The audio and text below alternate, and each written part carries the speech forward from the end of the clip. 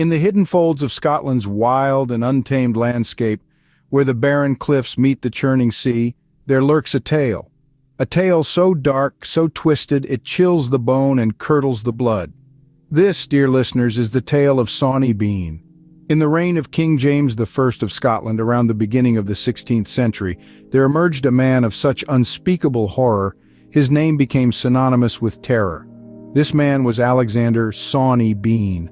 Born into a family of ditch diggers and hedgers in East Lothian, Sawney Bean had an aversion to honest labor. A lazy soul with a wicked mind, he fled with a woman as brutal and bloodthirsty as himself to the desolate coast of Galloway.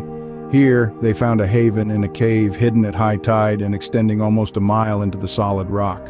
In this dank, secluded cavern, Sawney Bean and his monstrous wife spawned a dynasty of cannibals.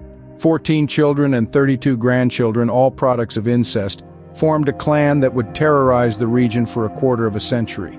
Their reign of horror began with robbing travelers on the lonely, desolate roads, but soon petty theft turned into murder, and murder into cannibalism. The Bean clan would ambush unsuspecting victims, rob them, slaughter them, and then drag their bodies back to the cave.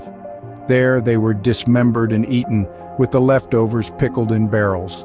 For years, the Bean family carried out their gruesome routine undetected.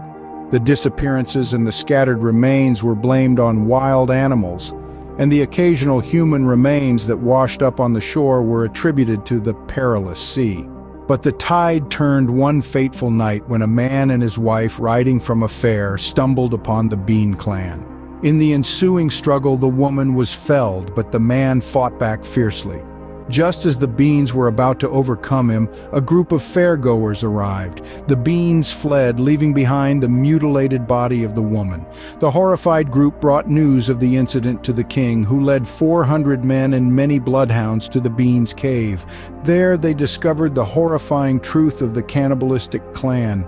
The cave was littered with human remains and pickled body parts filled barrels. The Bean family was captured and brought to Edinburgh in chains. Without trial, they were executed, the men having their limbs cut off and left to bleed to death, while the women and children, forced to watch, were burned at the stake. In the end, Sawney Bean and his family, who had sustained their bloody reign for 25 years, met a gruesome fate. They left behind a legacy of horror that has etched itself into Scottish folklore. A chilling reminder of the darkness that can lurk in the hearts of men and the savagery they are capable of when left unchecked. And so, the tale of Sawney Bean has been told, a story of a man and his family who turned to unimaginable horrors to sustain their lives. A story that has become a grisly legend, a story that serves as a chilling reminder of the depths to which humanity can sink. A story that, once heard, never leaves the mind. The tale of Sawney Bean and his family, a tale of horror, of cannibalism, and of a gruesome legacy left behind.